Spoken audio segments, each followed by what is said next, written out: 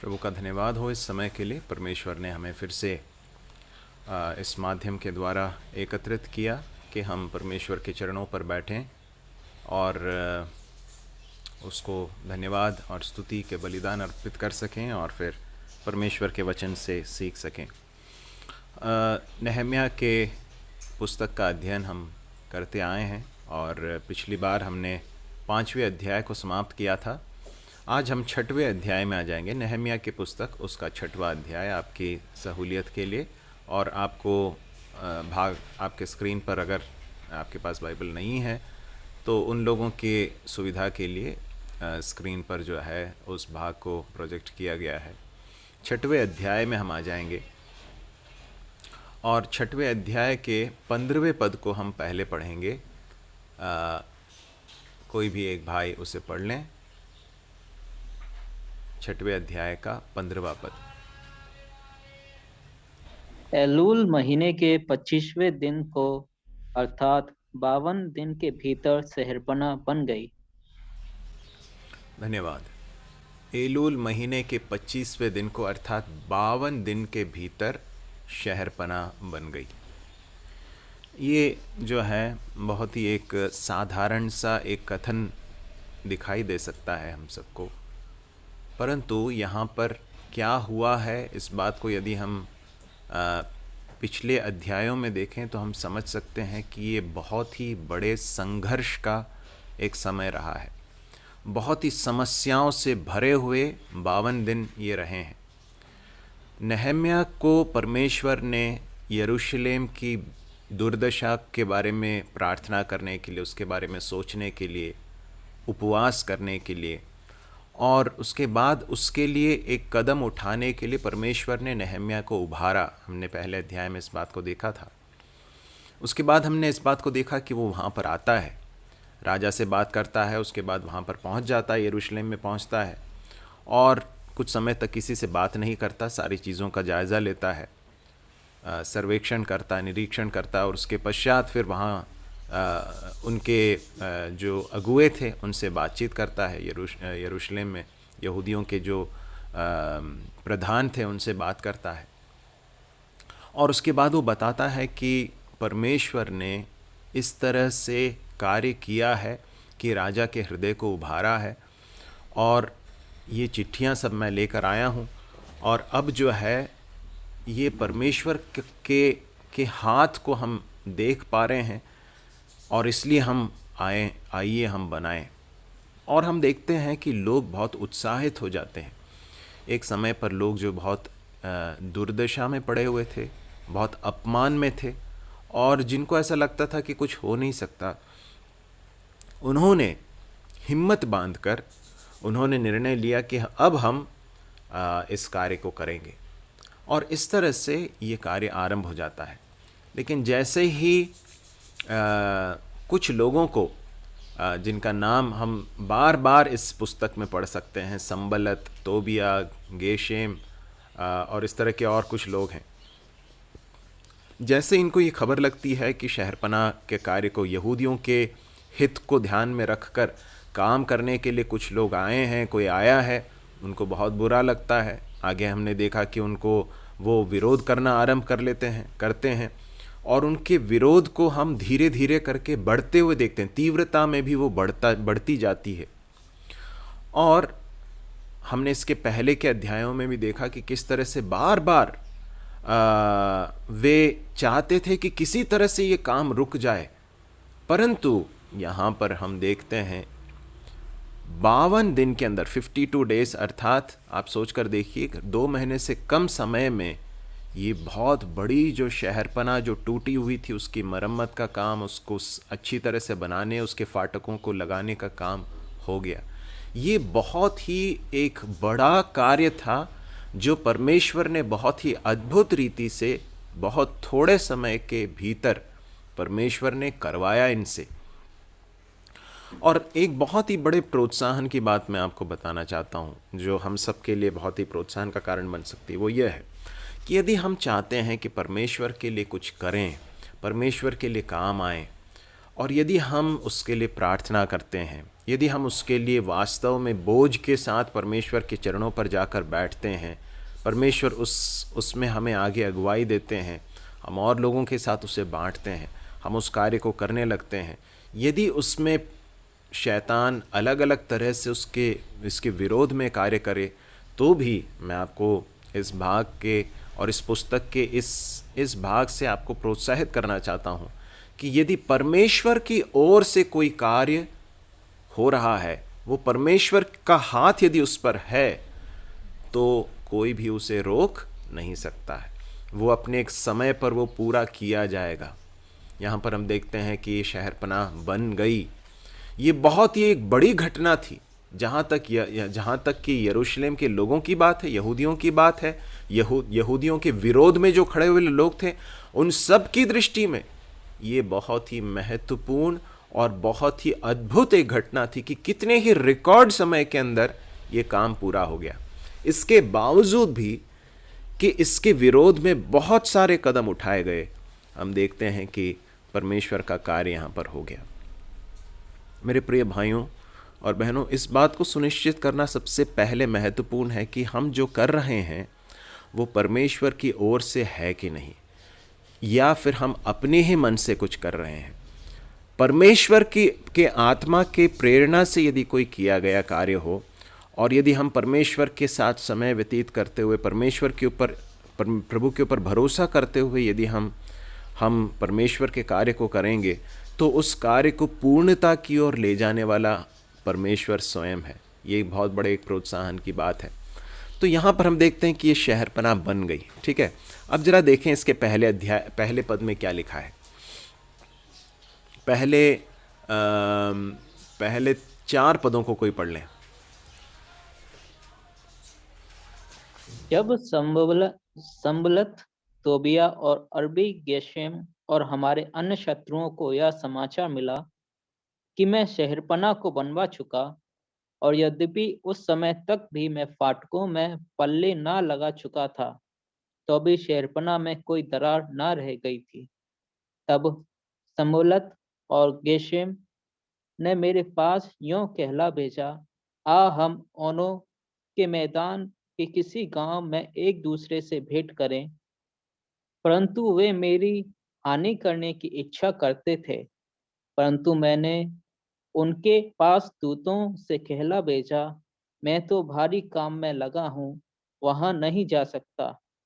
मेरे इसे छोड़कर तुम्हारे पास जाने से वह काम क्यों बंद रहे।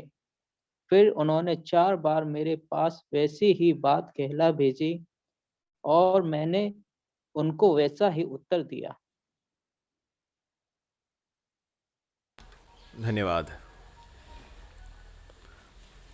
हमने 15वें पद में इस बात को पढ़ा था कि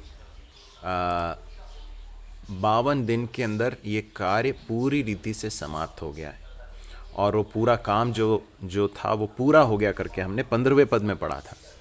लेकिन कार्य के संपूर्णता के पास, या फिर जब वो कार्य पूर्णता की ओर था, पूरा होने पर ही था, उसी समय पर शत्रु का एक और आक्रमण होता है, जिसे हमने अभी पढ़ा था। आगे के कुछ पदों में भी उसके बारे में कुछ और बातें लिखी हैं। हम देखते हैं यहाँ पर लिखा है कि मैं शहरपनाह को बनवा चुका। पहले पद में लिखा है मैं शहरपनाह को बनवा चुका, यद्यपि उस समय तक भी मैं फाटकों में पल्ले न लगा चुका था, तो भी शहरपनाह में कोई दरार न रह गई थी। ये एक ऐसा समय है जबकि ये शहरपनाह जो है करीब करीब पूरी बन चुकी है, सिर्फ फाटकों के पल्लों को लगाना भर बाकी है। उस समय पर जबकि वो बहुत ही एक क्रूशियल समय है, एक ऐसा समय है जबकि अब ज़्यादा काम बचा नहीं है, उस समय पर भी हम इस बात को देख सकते हैं कि शत्रु ने आक्रमण करना बंद नहीं किया। देखिए, ये हमारे मसीही जीवन और सेवकाई के एक बहुत ही बड़े एक सच्चाई को हम पर प्रकट करता है। और वो क्या है आप जानते हैं? वो ये है कि हमारे मसीही जीवन में हम कभी भी कंप्लेसेंट नहीं हो सकते हैं या लापरवाह नहीं हो सकते। मसीही सेवकाई में भी हम कभी भी लापरवाह नहीं हो सकते हैं। मैं आपको फिर से इस बात को दोहराना चाहता हूँ, मसीही जीवन में या मसीही सेवकाई में हम कभी भी लापरवाह नहीं हो सकते। हम ऐसा नहीं सोच सकते हैं कि हाँ अभी सब बढ़िया चल रहा है, अभी कोई समस्या नहीं है, कोई चिंता की बात नहीं है। कभी भी हम ऐसा नहीं सोच सकते। क्यों? क्योंकि हमारा एक विरोधी शैतान है जो हमेशा, पतरस की पत्री में हम पढ़ते हैं कि वो हमेशा इस ताक में लगा रहता है कि कब हमें फाड़ खाए। आप समझ रहे हैं इस बात को? अभी संबलत, तोबिया और गेशेम और अन्य जो लोग हैं जो यहूदियों के शत्रु थे, जो नहीं चाहते थे कि यरूशलेम की दीवार बन जाए, उसके फाटक लग जाएं, वो सुरक्षित स्थान बन जाए यहूदियों के लिए, वो नहीं चाहते थे और वो बार बार विरोध करते आए थे। अब जबकि ये कार्य जो है लगभग पूरा हो गया है, सोचकर देखिए, इसमें अब ज़्यादा कुछ बचा नहीं है, सिर्फ फाटकों के पल्लों को बस लगाना बच गया है। उस समय पर भी वे अपने काम को बंद नहीं करते हैं, है ना। और ये एक बात है, तो हमें याद रखना है कि वो समय जब हमें लगे कि हम बहुत मजबूत हैं, वो समय जब हमें लगे कि हम बहुत सुरक्षित हैं, वो समय जब हमें लगे कि हम बहुत आत्मिक रूप से बहुत उन्माद में हैं, बहुत आत्मिक रूप से आनंद में हैं, वो समय भी शैतान, उस समय पर भी शैतान हमारे ऊपर आक्रमण कर सकता है। इसलिए बहुत ही सतर्कता के साथ अपने जीवन को व्यतीत करना बहुत ही महत्वपूर्ण है। शहरपनाह पूरे होने वाली है। इन शत्रुओं ने ये नहीं सोचा कि चलो अब तो छोड़ देते हैं, अब क्या बचा ही क्या है। नहीं, उन्होंने उस समय पर भी उनको ये उम्मीद है कि अभी भी हम परमेश्वर के इस कार्य को हम बिगाड़ सकते हैं। सोच कर देखिए इस बात को। और वे लोग जो कर रहे हैं उसमें तार्किक वो कर सकते हैं। यदि ये लोग, परमेश्वर के लोग, सतर्क न रहें और परमेश्वर के आत्मा के नियंत्रण में कार्यों को नहीं करेंगे, तो पूरी संभावना है कि इस कार्य के लगभग पूरे होने के समय पर भी वो काम को नुकसान पहुंचा दें, शत्रु काम को नुकसान पहुंचा दें। तो पहली बात यह है कि हमारे जीवन में कभी भी हमें लापरवाह नहीं होना चाहिए। दूसरी बात यह है कि कौन सा समय रहता है जब हम सबसे अधिक वल्नरेबल रहते हैं। वो कौन सा समय रहता है जब हम शत्रु के आक्रमण के अधीन होने की ज़्यादा हमारी संभावना है। हमें ऐसा लग सकता है कि वो समय है जब हम कमज़ोर हैं, वो तो है ही। कमज़ोर समय पर तो शैतान हमारे ऊपर आक्रमण करता ही है, परंतु वो समय जब हम आत्मिक रूप से एक सक्सेस या फिर सफलता के एक स्तर पर हैं, जब हम परमेश्वर के लिए बहुत उपयोगी हो रहे हैं, वो समय जब हम परमेश्वर के हाथ को अपने जीवन में महसूस कर पा रहे हैं, देख पा रहे हैं, उस समय पर भी हमें कभी भी ये नहीं सोचना है कि मैं अभी शैतान के आक्रमण में नहीं आ सकता। प्रभु हमारी सहायता करे कि हम बहुत ही सतर्कता के साथ अपने जीवन को व्यतीत करें। एक भाग है प्रेरित पौलुस जहाँ पर हमें स्मरण दिलाता है कि किस तरह से हमें बहुत सतर्क रहने की ज़रूरत है। बहुत ही परिचित भाग है, परंतु हो सकता है कुछ लोगों के लिए ये नया हो। पहला कुरिन्थियों उसका 10वां अध्याय और उसका 12वां पद। पहला कुरिन्थियों 10वां अध्याय और उसका 12वां पद, कोई उसे पढ़ लें।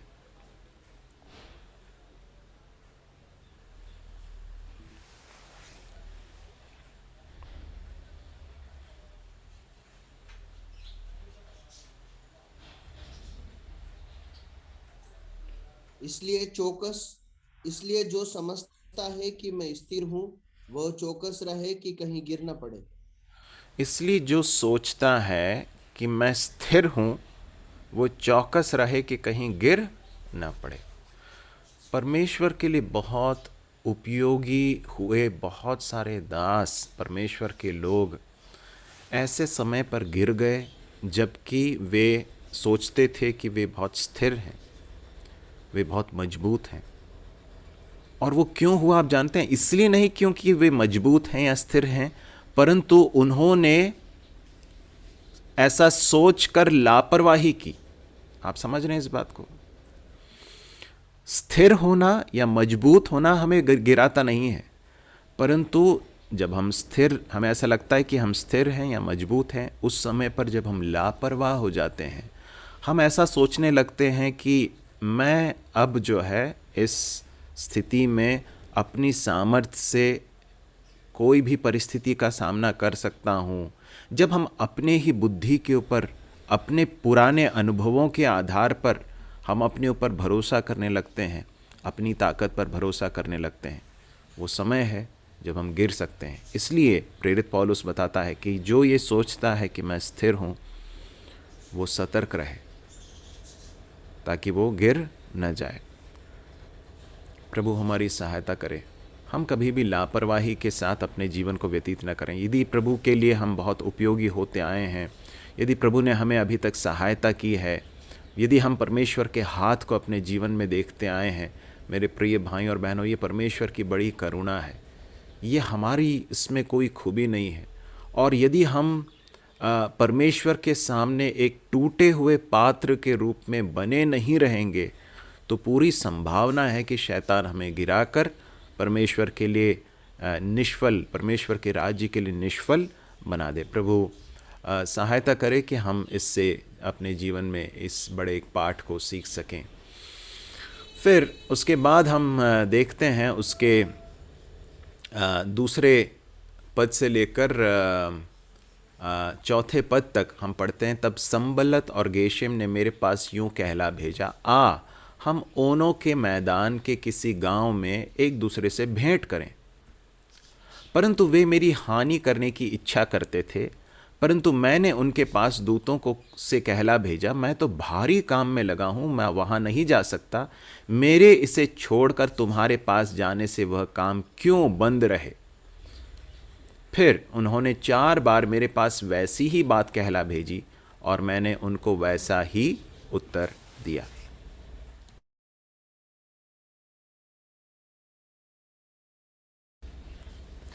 यहाँ पर हम देखते हैं कि शत्रु जो है वो नेहम्या और नेहम्या के साथ जो दूसरे लोग बना रहे थे, इस कार्य को कर रहे थे, उनके ऊपर जो आक्रमण करता है उसका स्ट्रैटेजी क्या है या उसका तरीका क्या है। देखिए, शैतान जो हमारा शत्रु है, उसके काम करने के तरीके को यदि हम समझ लेंगे तो हम उसके बहुत सारी चालों के ऊपर विजय पा सकते हैं। तो हम एक एक करके देखेंगे। सबसे पहली बात, संबलत और गेशेम जो है वो एक संदेशा भेज रहे हैं, नेहम्या के पास संदेशा भेजते हैं और कहते हैं कि आओ हम ओनों के मैदान के किसी गांव में एक दूसरे से भेंट करें। अब मैं आपसे पूछना चाहूँगा कि आपको क्या लगता है ये भेंट करने की बात क्यों कर रहे हैं, और उनके इस संदेश में जो है वो बाहर से क्या दिखाना चाहते हैं और अंदर क्या है? आपको क्या लगता है? बताएंगे? कोई भी बता सकते हैं अनम्यूट करके।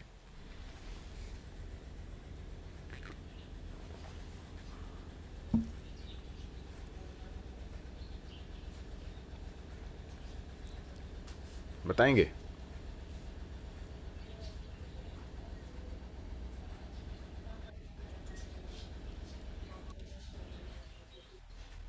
आवाज नहीं आ रही है, आवाज नहीं आ रही है।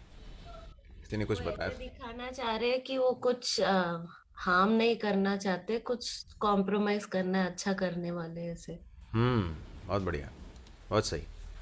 हम इस बात को वो बाहर से ऐसा दिखाना चाहते हैं कि नेहम्या, बहुत अच्छी बात है भाई, आपने इस काम को कर लिया।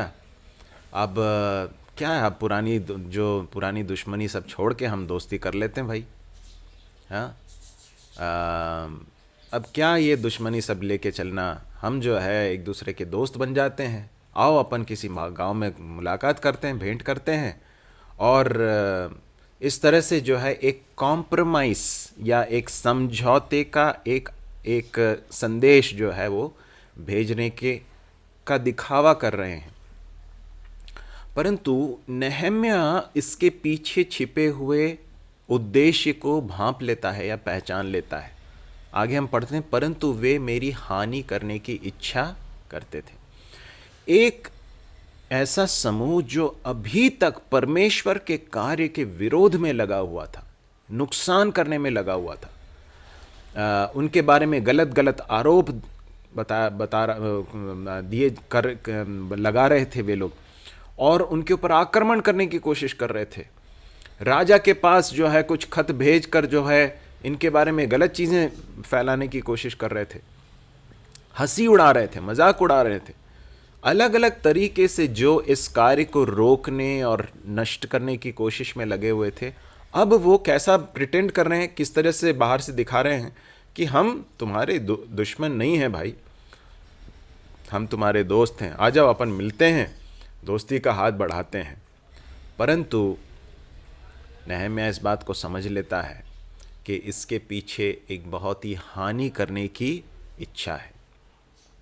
मेरे प्रिय भाइयों और बहनों, शैतान का एक बड़ा अस्त्र, शैतान का एक बड़ा वेपन हमें परमेश्वर के कार्य के लिए अनुपयोगी करने के लिए, निष्फल करने के लिए, क्या आप जानते हैं?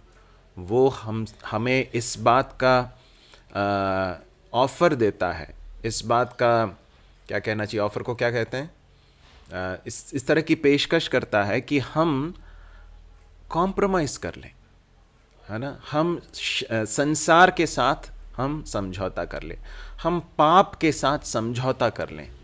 इस तरह से जीने के लिए, इस तरह से समझौता करने के लिए शैतान जब भी हमारे मन में विचार लाता है, तो इस बात को याद रखिए कि उसका अंततः उद्देश्य हमारी भलाई नहीं है, परंतु वो हमारी हानि करना चाहता है। देखिए, समझौता करेंगे तो क्या होगा आप जानते हैं? वो हमें नष्ट कर देगा, वो हमें पाप में गिरा देगा, वो हमें परमेश्वर के लिए अनुपयोगी बना देगा। नहम्याह के पास ये लोग संदेश भेज तो रहे हैं, परंतु इसके पीछे एक षड्यंत्र वे लोग रच रहे हैं। वे लोग ये चाहते हैं कि नहम्याह को नुकसान पहुंचा दें। यदि नहम्याह को नुकसान पहुंचा दिया तो क्या होगा? बाकी जितने लोग हैं जो नहम्याह के साथ इस कार्य को कर रहे थे, वे निरुत्साहित हो जाएंगे, वे डर जाएंगे, उनका उत्साह चला जाएगा, और उसके बाद इन लोगों को लगभग पूरे होने वाले इस काम को भी इस स्टेज पर भी उसको ख़त्म करने और परमेश्वर के काम को नष्ट करने का एक मौका मिल जाएगा। ये था उनका उद्देश्य, परंतु वे लोग उसको बाहर से बहुत ही अच्छे एक पैकेज में उसको बहुत अट्रैक्टिव बनाकर, बहुत आकर्षक बनाकर वो पेश कर रहे हैं। एक भाग निकालिए, रोमियो की पत्री 12वां अध्याय और उसका 1 और 2। रोमियो 12 का 1 और 2।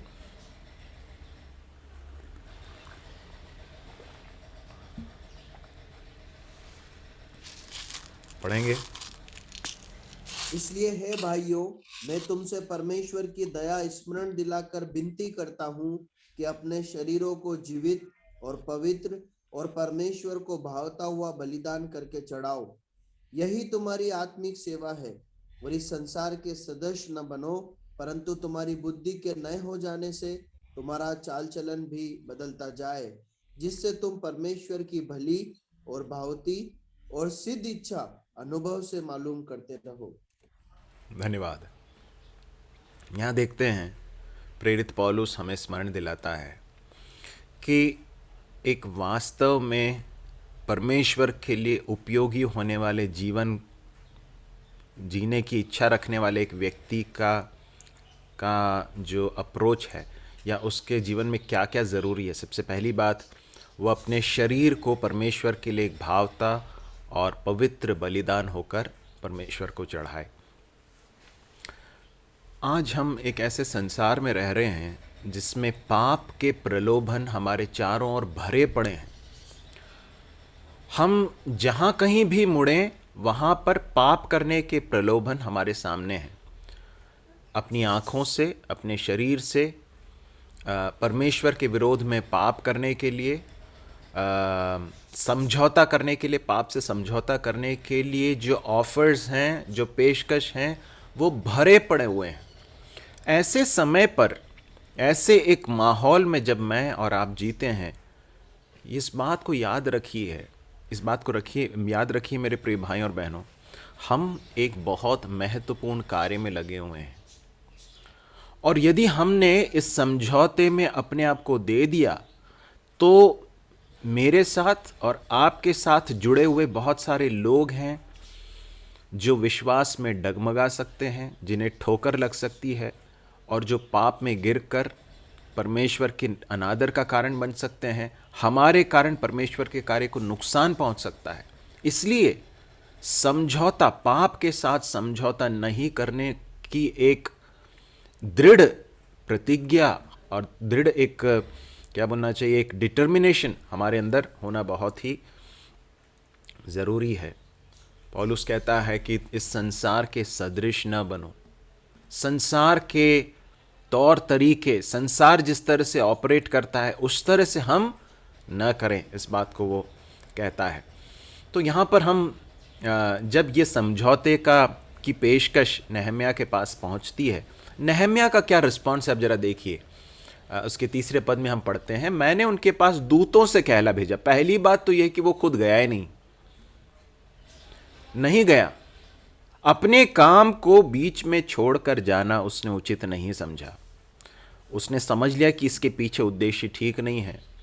जब भी हमारे पास कोई ऑफर आता है, ऑफर अर्थात कोई भी कार्य करने की प्रेरणा होती है, किसी भी बात को देखने की प्रेरणा होती है, कुछ भी बोलने की प्रेरणा होती है, कुछ भी सुनने की प्रेरणा होती है, किसी भी एक नए अनुभव को करने की इच्छा होती है, मैं आपको स्मरण दिलाना चाहता हूं कि हमें तौलने की ज़रूरत है कि ये आ कहाँ से रहा है। Where is this coming from? इसका स्रोत क्या है? ये परमेश्वर की ओर से है कि शैतान की ओर से है? और यदि परमेश्वर की ओर से नहीं है तो फिर उसको इनकार करना हमें बहुत ही महत्वपूर्ण है। लिखा है कि वो कहता है, दूतों से कहला भेजता है, मैं तो भारी काम में लगा हूं, वहां नहीं जा सकता। मेरे से छोड़कर तुम्हारे पास जाने से वो काम क्यों बंद रहे?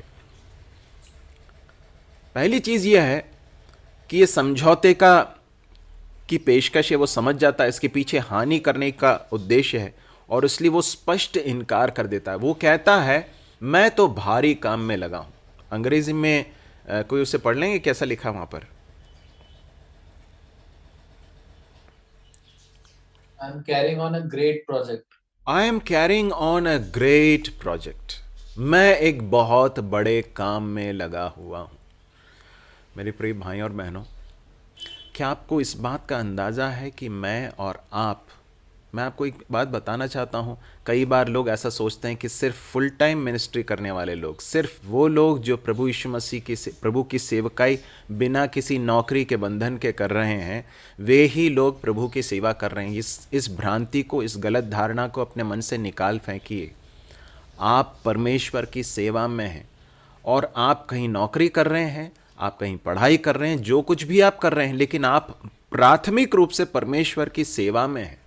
बाकी सारी चीज़ें, अगर आप कोई काम कर रहे हैं तो वो आपकी आजीविका का साधन है, परंतु आपका प्राथमिक कार्य परमेश्वर की सेवा करना है। आप परमेश्वर की सेवा अपने स्तर पर, परमेश्वर ने जिस बुलाहट के साथ आपको दी उसे आप कर रहे हैं।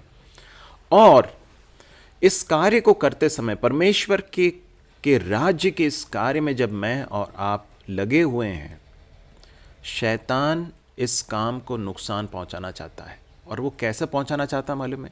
हमें पाप में गिराकर, पाप के साथ समझौता करवाकर। शैतान के जो पेशकश हमारे पास आते हैं, पाप करने के जो प्रलोभन हमारे पास आते हैं, काश कि हम इस बात को याद रखें कि हम किस काम में लगे हुए हैं। नहम्याह यहाँ पर कहता, मैं तो भारी काम में लगा हूँ। I am involve in a great project. मैं एक बहुत बड़े काम में लगा हुआ हूँ। मेरे प्रिय भाई और बहनों, आप जानते हैं परमेश्वर बहुत बड़े काम में लगे हुए हैं। वो काम क्या है मालूम है? इस पाप से भरे हुए संसार में, पाप के गुलाम लोगों को शैतान के राज्य से छुड़ाकर अपने प्रिय पुत्र के राज्य में प्रवेश कराकर उनको अपने पुत्र के समान बनाने के एक बहुत बड़े प्रोजेक्ट में परमेश्वर लगे हुए हैं। और ये काम परमेश्वर ने हमें भी दिया, हमें उसके कोवर्कर्स बनाया है, उसके सहकर्मी बनाया है। इतनी बड़ी सेवा परमेश्वर ने हमें दी है, और जब भी हमारे सामने पाप करने का प्रलोभन आता है, हमें इस बात को कभी भूलना नहीं है, मुझे एक सेवा दी गई, मुझे एक बड़ा भारी काम दिया गया है, मैं नहीं कर सकता, इस कॉम्प्रोमाइज में मैं नहीं दे सकता। और वो कहता मैं ऐसे छोड़कर तुम्हारे पास जाऊं तो ये काम क्यों बंद रहे। मेरे प्रिय भाइयों बहनों, यदि परमेश्वर ने हमें जो बड़ी बुलाहट दी है, जो बड़ा काम दिया है, उसका रियलाइजेशन हमारे मन में रहेगा ना, हम इस बात का एहसास हमारे मन में रहेगा, तो हम बहुत सारी चीज़ों से दूर रहेंगे। कई बार हमारी दृष्टि उससे हटकर हम बस ऐसा सोचते हैं कि हाँ बस दिन प्रतिदिन के कुछ काम कर रहे हैं और नौकरी में जा रहे हैं, वापस आ रहे हैं, घर में खाना बना रहे हैं, खाना खा रहे हैं और बाहर जा रहे हैं, घूम रहे हैं। हमको ऐसा लगता है कि बस यही है हमारा जीवन। नहीं, हम बहुत बड़े काम में लगे हुए हैं। प्रभु हमारी आंखों को खोले ताकि हम देख सकें कि हम एक बहुत बड़े प्रोजेक्ट में लगे हुए हैं। और ये प्रोजेक्ट क्या है? परमेश्वर का काम है। परमेश्वर के काम के लिए उपयोगी होने के लिए बहुत ज़रूरी है कि हम अपने आप को हर प्रकार की अशुद्धता से, मलिनता से, हमारे शरीर और आत्मा को मलिन करने वाले हर चीज़ से अपने आप को दूर रखें। प्रभु हमारी सहायता करें। फिर चौथे पद को देखते हैं, वहाँ लिखा है, फिर उन्होंने 4 बार मेरे पास वैसी ही बात कहला भेजी और मैंने उनको वैसा ही उत्तर दिया। अगली बात जो शैतान के तरीके के बारे में हम समझ सकते हैं वो ये है कि शैतान कभी भी हिम्मत नहीं हारता है। हम हिम्मत हार जाते हैं, लेकिन शैतान कभी हिम्मत नहीं हारता। हम कई बार छोड़ देते हैं, गिव अप कर देते हैं, लेकिन हमारा शत्रु नहीं करता है। यहां लिखा है कि 4 बार, देखो जब पहली बार ही नहम्याह ने उत्तर दिया था, तो क्या उसके उत्तर में किसी तरह की अस्पष्टता थी क्या? नहीं, उसने बहुत स्पष्ट कह दिया था कि मैं नहीं जा सकता, मेरे जाने से काम क्यों बंद रहे, मैं तो बड़ा भारी काम में लगा हुआ हूं।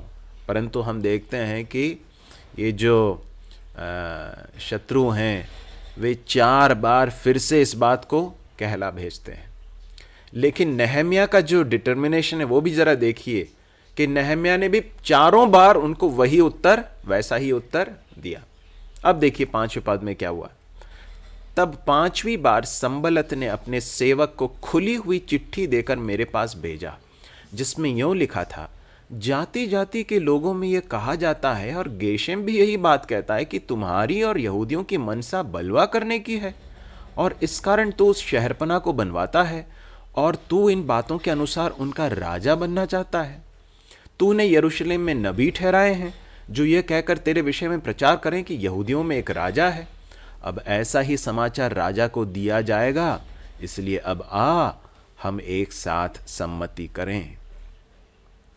अब अगला जो तरीका है, हमने पहली इस बात को देखा कि समझौते की पेशकश, फिर हमने इस बात को देखा कि बार बार वो अपने काम को करता रहता है। ऐसा कोई समय नहीं है जब शैतान अपने काम को रोक देता है। इसलिए हमें हमेशा सतर्क रहना ज़रूरी है और हर पाप के प्रलोभन को ना कहते रहना बहुत ही ज़रूरी है। यूसुफ के उदाहरण को यदि आप देखेंगे, आप पढ़ सकते हैं, वहाँ पर यूसुफ को पाप करने का प्रलोभन एक बार नहीं आया। वहाँ यदि आप पढ़ें तो वहाँ पर आप देख सकते हैं कि वहाँ लिखा हुआ है कि वो स्त्री जो है वो बार बार उसे प्रलोभित किया करती थी, लेकिन वो बार बार ना कहता था। और एक दिन वो बहुत ही एक भारी आक्रमण के रूप में उसके ऊपर आया वो प्रलोभन, लेकिन उस भारी आक्रमण के सामने वो ठहर कैसे पाया, वहां से भाग कैसे पाया मालूम है? क्यों? क्योंकि इसके पहले जितने भी बार प्रलोभन आए थे उसने निरंतर उनको ना करते रहने के कार्य को उसने किया। इसलिए प्रभु के बड़े अनुग्रह से वो उस आक्रमण को भी झेल कर उसके ऊपर विजयी हो पाया। तीसरी बात अभी हम देखते हैं वो ये है कि शैतान का अगला अस्त्र है निंदा करना या झूठे आरोप लगाना। क्या लिखा है वहां पर? वो कहता है खुली हुई चिट्ठी देकर मेरे पास भेजी। अच्छा, ये खुली हुई चिट्ठी का अर्थ क्या है? बंद चिट्ठी का मतलब ये रहता है कि ये कॉन्फिडेंशियल है और ये जो है वो जिस व्यक्ति ने लिखा है और जो पढ़ने वाला है, सिर्फ उन्हीं को इसके अंदर की बात मालूम होगी। परंतु खुली हुई चिट्ठी का अर्थ क्या मालूम है? ओपन लेटर मतलब कोई भी उसे खोलकर पढ़ सकता है, जो उसके पास पहुंचा रहा है वो भी पढ़ सकता है। शत्रुओं का उद्देश्य क्या था आप जानते हैं इसके पीछे? उनका उद्देश्य ये था कि नेहम्याह के बारे में झूठे आरोप फैलाए जाएं, लोग इसके बारे में कहानियां गढ़ें। और वो क्या कह रहे हैं? उसमें क्या लिखा है? लिखा था जाति जाति के लोगों में ये कहा जाता है। अंग्रेजी में कैसा लिखा है? It is being told among the nations, among the nations it is being told. गेशेम भी यही बात कहता है। और क्या कहता है, क्या कही जा रही है?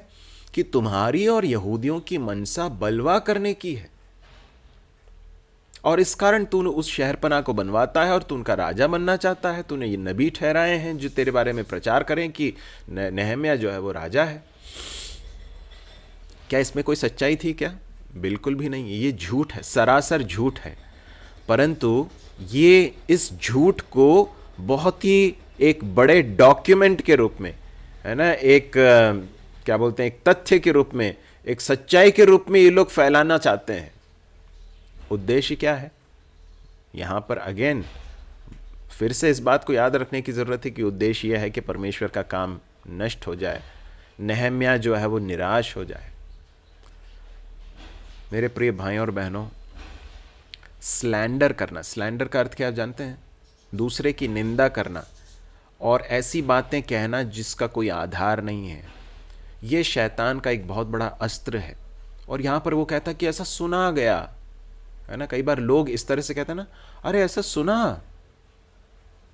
और कई लोग ऐसा कहते हैं, अच्छा तुमने ऐसा सुना क्या तुमने भी सुना? ये एक तरीका होता है लोगों को स्लैंडर करने का, लोगों की निंदा करने का, लोगों के बारे में गलत आरोप लगाकर उनके कैरेक्टर को, उनके चरित्र को खत्म कर देने का। याद रखिए, ये परमेश्वर की ओर से नहीं है, शैतान की ओर से है। यदि हम वास्तव में हमारे भाई या बहन से प्रेम करते हैं तो उनके बारे में निंदा नहीं करेंगे, हम उनसे सीधे बातचीत करेंगे, है ना। यदि उनके बारे में कुछ भी अगर गलत हमें दिखाई देता है तो हम सीधे सीधे बात करेंगे। तो ये हमेशा याद रखना है कि स्लैंडर जो है या निंदा करना जो है, ये शैतान का एक बहुत बड़ा अस्त्र है। तो वो लोग इस तरह से कहते हैं। अब देखिए कि नेहम्याह किस तरह से इसके प्रति अपना प्रत्युत्तर देता है। वो कहता है 8वें पद में, तब मैंने उसके पास कहला भेजा, जैसा तू कहता है वैसा तो कुछ भी नहीं हुआ, तू ये बातें अपने मन से गढ़ता है। अब बहुत ही महत्वपूर्ण है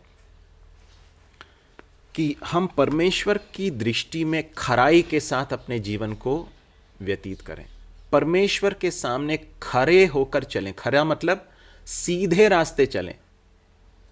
यदि परमेश्वर की दृष्टि में हमारा विवेक शुद्ध हो, हमें इस बात का निश्चय है कि हम जो कुछ कर रहे हैं उसके उद्देश्य स्पष्ट हैं, पवित्र हैं और परमेश्वर के आत्मा के अनुसार किए गए हैं, तो फिर शैतान हमारे बारे में अनावश्यक बातें जो कुकअप करना चाहता है या फिर लोगों के बारे में फैलाना चाहता है, हमारे बारे में अगर कोई भी गलत आरोप भी अगर लगाए जाएं तो उसके बारे में हमें बिल्कुल भी चिंता करने की ज़रूरत नहीं है।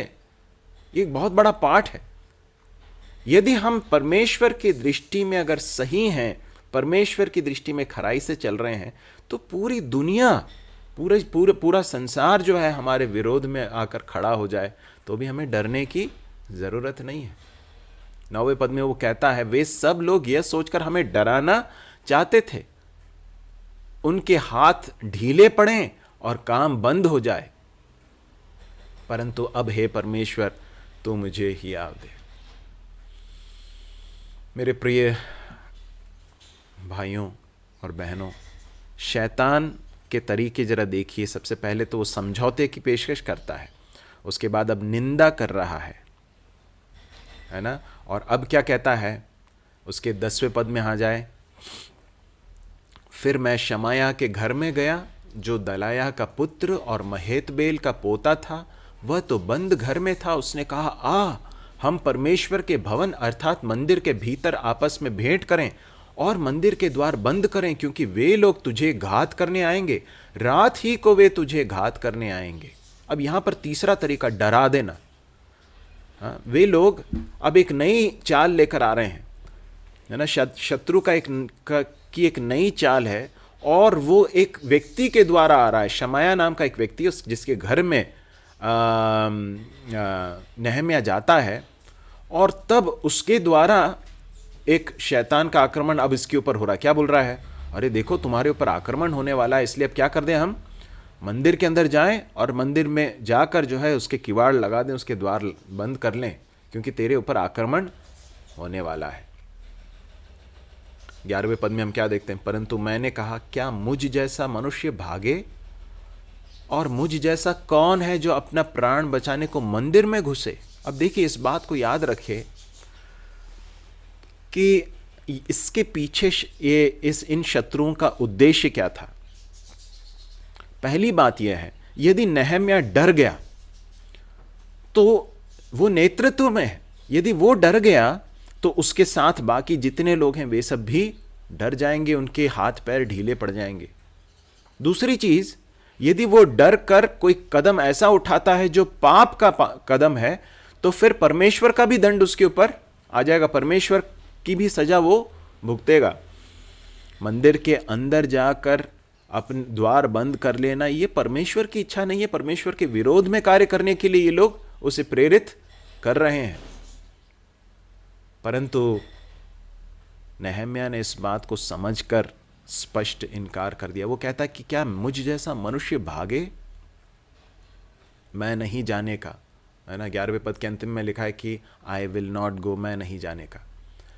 फिर 12वें पद में देखते हैं, फिर मैंने जान लिया कि वह परमेश्वर का भेजा नहीं है, परंतु उसने हर बात ईश्वर का वचन कर कर मेरी हानि के लिए कही, क्योंकि तोबिया और संबलत ने उसे रुपया दे रखा था। देखिए, तोबिया और संबलत ने उसको पैसे दिए और कहा कि तू परमेश्वर की ओर से होकर इन बातों को उससे कहे। शैतान के चालों को हमें बहुत सतर्कता के साथ समझने की जरूरत है। ये लोग, ये जो व्यक्ति है, ये जो कुछ कह रहा है वो मानो इस तरह से कह रहा है कि परमेश्वर की ओर से कह रहा है, परंतु उसके पीछे प्रेरणा क्या आप जानते हैं? उसको पैसा दिया गया है। उन्होंने उसे इस कारण रुपया दे रखा था कि मैं डर जाऊं और वैसा ही काम करके पापी ठहरूं और उनको दोष लगाने का अवसर मिले और वे मेरी नाम धराई कर सकें। 14वें पद में हम पढ़ते हैं, हे मेरे परमेश्वर, तोबिया, संबलत और नोअद्या, नबिया और अन्य जितने नबी मुझे डराना चाहते थे, उन सब के ऐसे ऐसे कामों की सुधि रख। अलग अलग तरीके से शैतान, शत्रु जो है, परमेश्वर के कार्य को नष्ट करने के फिराक में लगा हुआ है।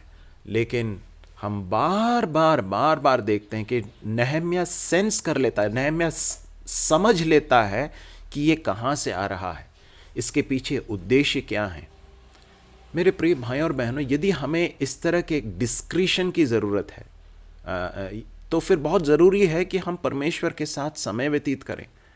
जब हम परमेश्वर के साथ समय व्यतीत करेंगे तभी हमें परमेश्वर अपने आत्मा के द्वारा हमें गाइड करेंगे, हमें मार्गदर्शन देंगे और किसी भी चीज़ के पीछे छिपे हुए उद्देश्यों को समझने की भी सामर्थ्य परमेश्वर ही दे सकते हैं, हम अपनी बुद्धि से नहीं कर सकते हैं।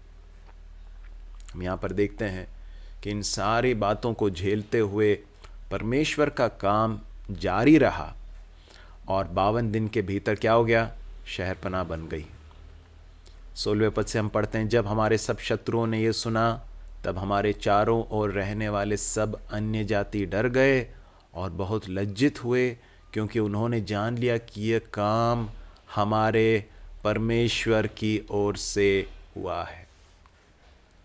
मैं इस बात को बताकर मैं यहाँ पर समाप्त करना चाहता हूँ। शहरपनाह बन गई, है ना। इस बात को ध्यान दीजिए कि शहरपनाह बन गई। बहुत घोर विरोध के बीच में, अलग अलग आक्रमणों के बीच में नहम्याह के नेतृत्व में ये कार्य पूरा हुआ।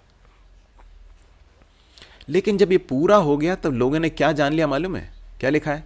उन्होंने जान लिया कि ये काम किसकी ओर से हुआ है? बताएंगे किसकी ओर से हुआ है? परमेश्वर की ओर से परमेश्वर की ओर से, परमेश्वर की ओर से। हमारे परमेश्वर की ओर से हुआ। ऐसा नहीं लिखा कि उन्होंने जान लिया कि यह काम नेहम्याह की ओर से हुआ। परमेश्वर अपने काम को करने के लिए कुछ लोगों को उठाता है। नेहम्याह भी वैसा एक भक्त व्यक्ति था। उसके भक्ति के जीवन से बहुत महत्वपूर्ण पाठ हमने सीखे हैं, लेकिन कभी भी हमें यह भूलना नहीं है कि उसके जीवन में काम करने वाला कौन था, उसके जीवन के द्वारा काम करने वाला कौन था। वो परमेश्वर है। जब भी परमेश्वर का काम होता है हमारे व्यक्तिगत जीवन में या हमारे जीवन के द्वारा, हमें कभी भूलना नहीं है कि ये किसकी ओर से हो रहा है।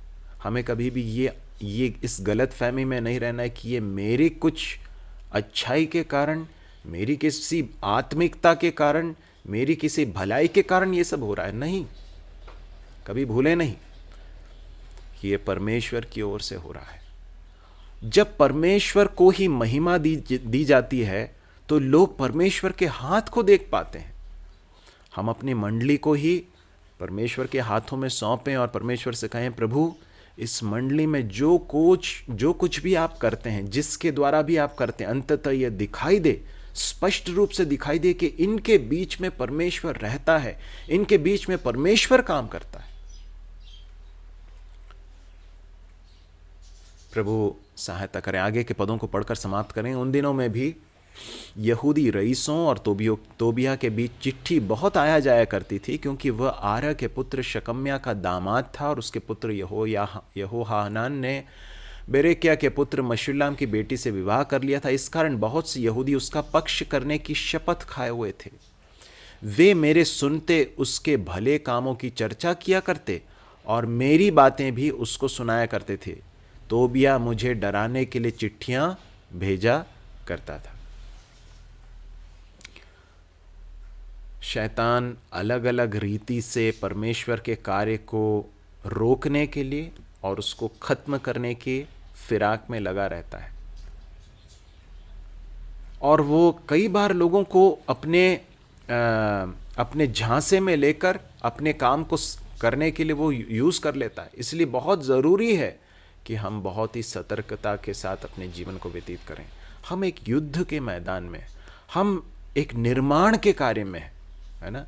ये निर्माण किसका हो रहा है? परमेश्वर के राज्य का निर्माण हो रहा है। और इसलिए बहुत ज़रूरी है कि यदि हम चाहते हैं कि परमेश्वर के लिए काम आए, तो हम अपने आप को हर प्रकार की अशुद्धता से, मलिनता से बचाए रखने के लिए सतर्क रहें। उस समय पर सतर्क रहें जब हमें लगता है कि हम बहुत स्थिर हैं, क्योंकि वो हो सकता है कि हमारे पतन का समय हो जाए। उस समय सतर्क रहें जब हमारे पास पाप करने के प्रलोभन समझौते के ऑफर के रूप में आते हैं। उस समय सतर्क रहें जब हमारे बारे में अनावश्यक बातें की जा रही हैं। याद रखें कि यदि हम परमेश्वर के सामने खड़े हैं, यदि शुद्धता का, पवित्रता का जीवन जी रहे हैं, तो हमें डरने की ज़रूरत नहीं है। उस समय पर हम सतर्क रहें जब हमें डराया जाए, जब हमें हमारे ऊपर नुकसान करने का, हमारे प्राणों को नुकसान करने का डर जो है शैतान, शत्रुओं के द्वारा हमारे अंदर लेकर आए। उस समय पर हम सतर्क रहें और अपने आप को पाप से बचाए रखने के लिए प्रभु हमारी सहायता करें। हम अपने पाप के साथ के इस संघर्ष में बहुत ही दृढ़ रहें। हम कहें कि मैं ऐसा नहीं कर सकता, मैं एक बहुत ही भारी काम में लगा हूँ, और अपने परमेश्वर के सामने वो जो शुद्ध विवेक है उसको बनाए रखने के लिए प्रभु हमारी सहायता करे। यदि हम ऐसा करेंगे तो मैं आपको बताना चाहता हूँ कि परमेश्वर के लिए हम बहुत ही उपयोगी होंगे। हमारा जीवन परमेश्वर के लिए बहुत काम आएगा, और हमारे जीवन के द्वारा अंततः लोग इस बात को देख पाएंगे कि परमेश्वर का काम हुआ है। ऐसा होने के लिए प्रभु हमारी सहायता करे। इस वचन के द्वारा परमेश्वर हम सबको प्रोत्साहित करे, हमारे जीवन सबके द्वारा बदल सकें। परमेश्वर के नाम की महिमा हो।